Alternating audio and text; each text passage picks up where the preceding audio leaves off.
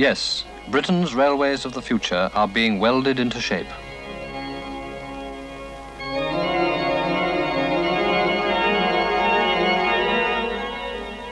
From the pages of the modernisation plan, the new outlines are emerging and becoming reality all over the country.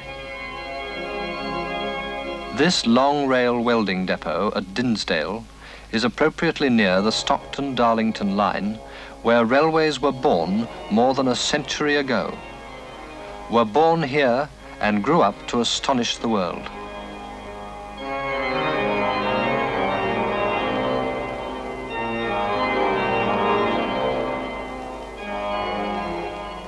Of all the millions being spent on today's railway rebirth, a large part is devoted to track and the mechanical aids to do the job.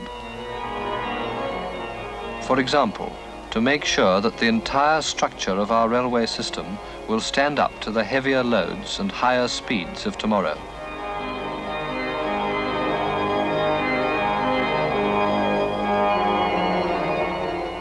This labour-saving giant is a ballast cleaner. It cleans and replaces old ballast with the minimum disturbance to track and schedules. The old 60-foot rails on wooden sleepers are removed.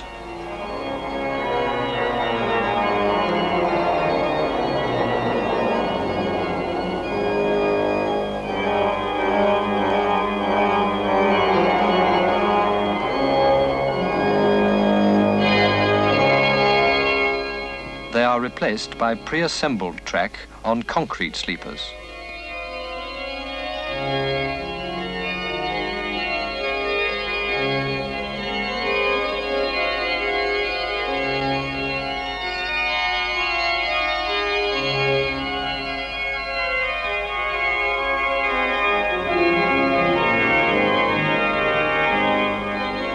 Another machine, the Morris track layer, can also do this work without interrupting traffic on the adjoining line.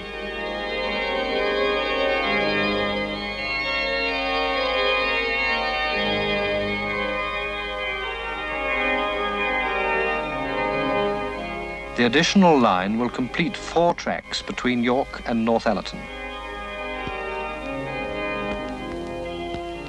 The ballast is packed underneath the sleepers by the jaws of the ballast tampers.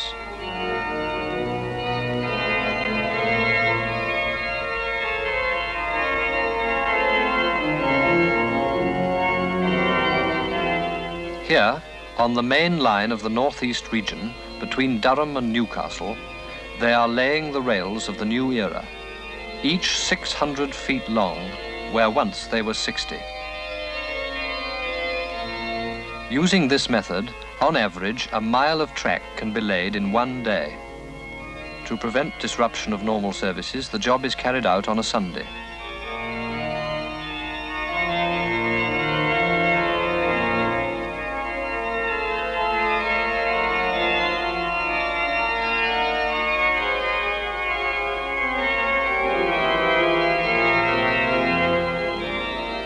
The long ribbon rail is lowered straight on to rubber insulating pads, which help to deaden the noise and makes for smoother travel, free from clicks and clatter. Fastenings are tightened with an impact wrench instead of the old-fashioned spanner.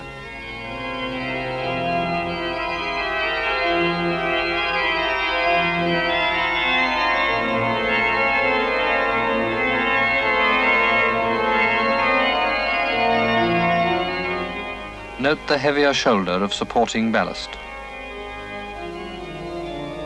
Here it is, firm and safe, the 100-mile-an-hour track of the future. A permanent way, never before so permanent. But to maintain these high speeds economically, something more is needed. Electrification at 25,000 volts AC. Here, at Crewe Junction, this wiring team is completing the stringing of the contact wire on the first section of 44 route miles of overhead construction on the Manchester-Crewe line.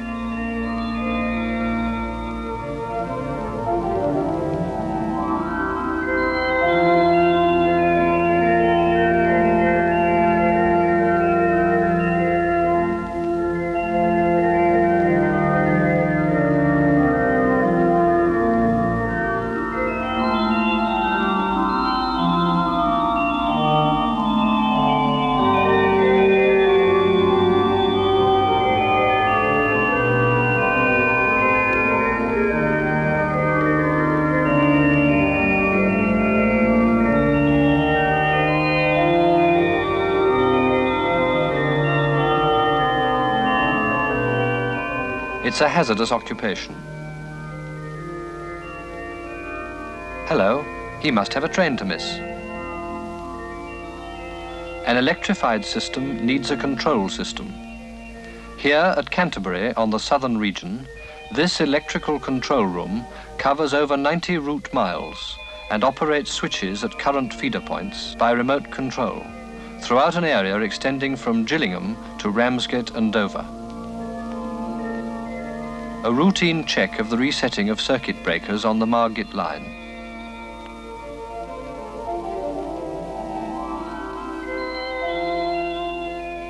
If we are going to run trains at higher speeds, it becomes all the more necessary to have the means of regulating their movements. The traffic regulator, in the signal box at Newcastle, gives instructions to the men at the board.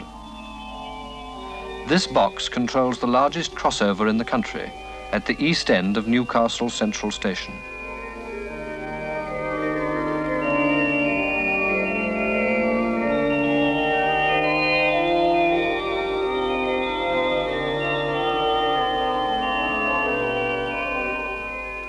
Is it possible that Stevenson, when he built his noble high-level bridge here over 100 years ago, could have envisaged a box such as this, controlling diesel and electric trains thundering over his structure? A smaller installation at Faversham is typical of the many now appearing throughout the southern region. At the touch of a button on this board, the signalman can describe his train to the next section.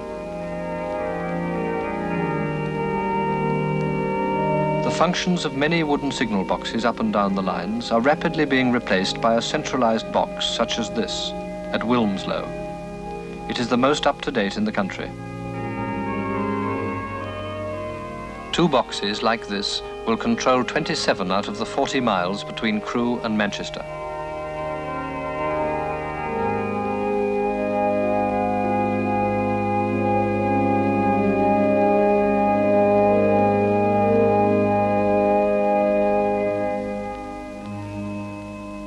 High-speed relays, arranged as plug-in units, are making maintenance relatively simple.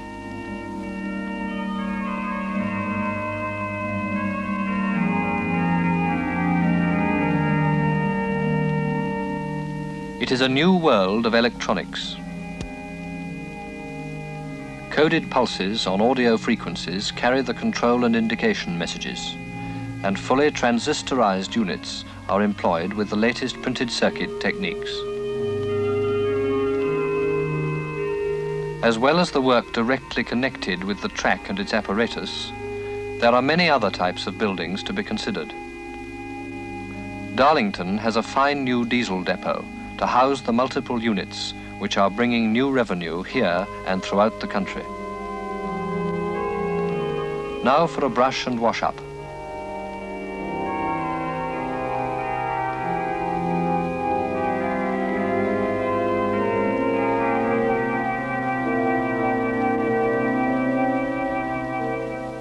Motive power depots are traditionally dingy, but our new ones are light and airy.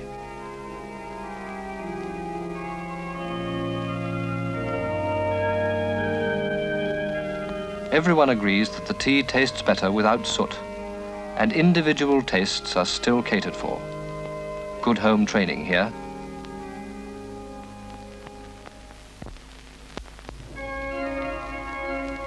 Depots for electric stock are also springing up. This one at Long Sight, near Manchester, uses laminated timber in its construction.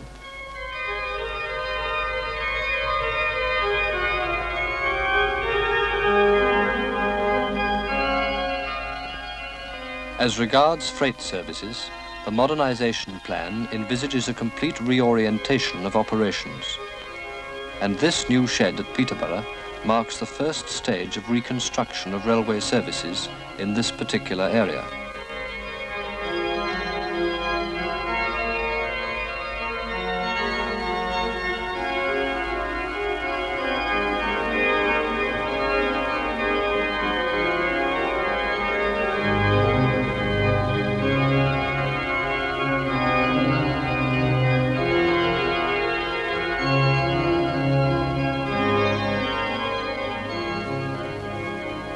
To replace the multiplicity of small yards, the plan provides for the concentration of marshalling into fewer highly mechanized centers.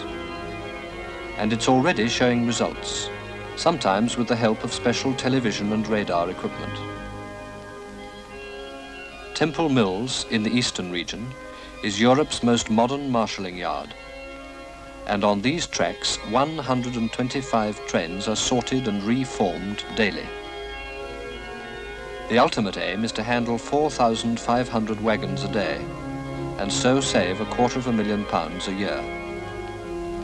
A novel feature is the automatic operation of the primary retarders, which ensure that wagons descend from the hump at the optimum speed for safe shunting. Weight and approach speed are first measured by mechanical and electronic equipment, which passes on the information to the retarder mechanism by the time the wagon reaches it.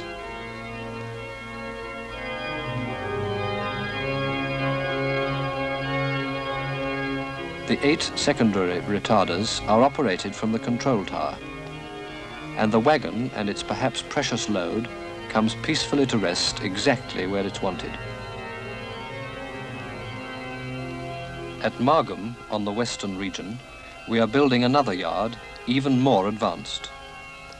2 years ago, it was a sandy waste, but now there are sorting sidings and lighting towers.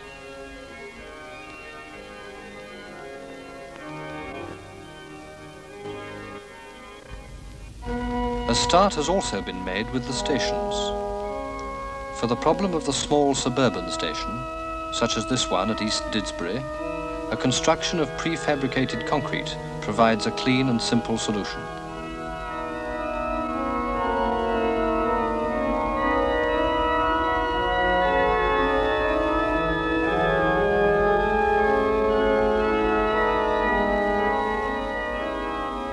Here again, at Ratcliffe Central, is another example of how attention to detail can create a fresh and friendly atmosphere.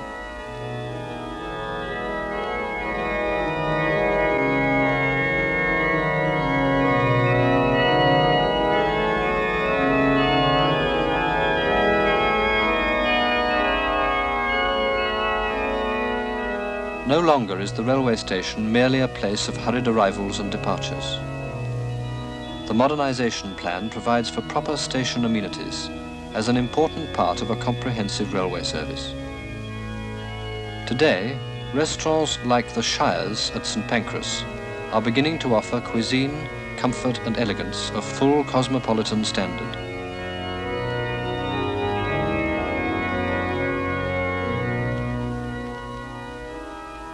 For the traveller in a hurry, new buffets provide the answer.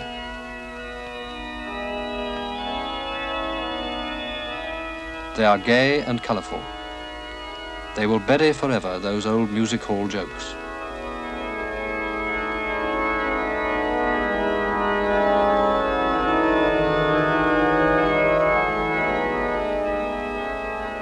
A major reconstruction is nearing completion at Manchester-Oxford Road. Exciting new shapes make a clean break from tradition and are typical of this whole great 20th century adventure.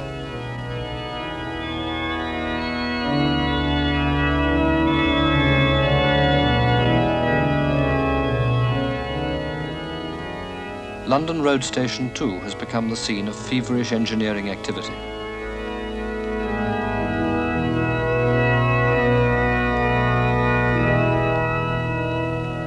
But before projects like these can be started, scale models must be made of each proposed new station and considered by ministries, municipal councils, police, chambers of commerce, and indeed all interested bodies. This one of Leeds City Station is a glimpse into the future.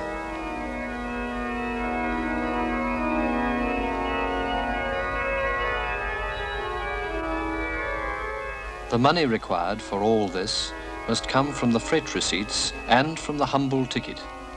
600 different types of ticket can be printed on demand by this magic machine. Hey presto. And now for the means of moving. All steel passenger stock, with the accent on comfort and convenience, is rapidly replacing the outworn, outmoded wooden coaches.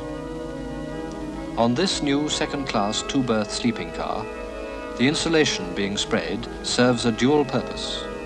It keeps the rumble out and the snores in.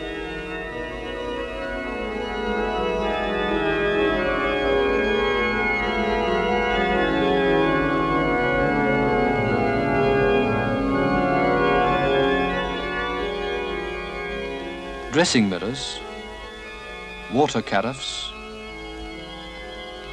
hot and cold in wash basins, and interior sprung mattresses all combine to make this a really modern bedroom on wheels.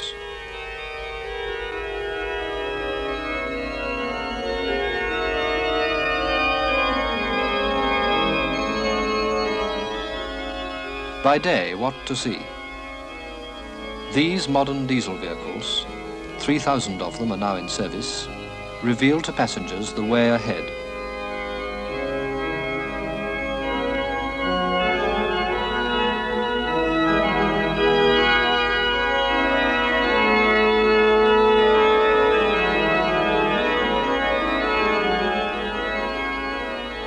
They are making new friends and setting fresh standards of comfort and service.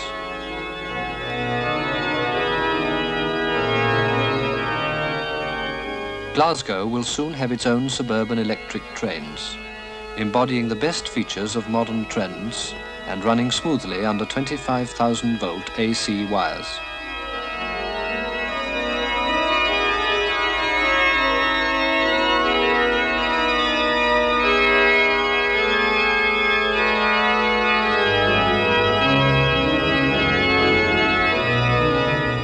Meanwhile, in other parts of the country, big diesel-electric locomotives are speeding up the services, and the night ferry on the Southern has its new electric locomotive.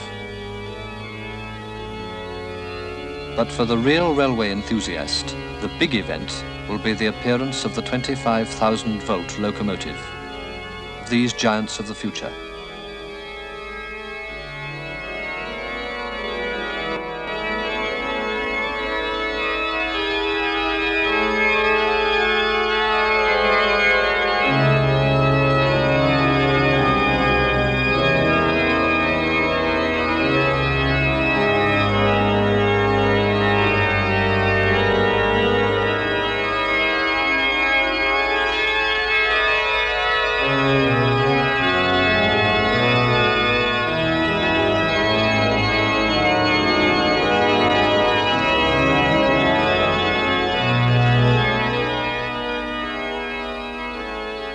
So keep your eyes open for the buildings and equipment necessary to fulfill our great railway plan. The sight of it will encourage you. And remember, it is not everything. There is the problem of finding and training the right men for modern management or to staff the new technical branches. Apprentice training schools are proving just as exciting and forward-looking in their own way as any of the engineering projects bound up in the plan. Here are some of the boys who tomorrow will man Britain's new railway system.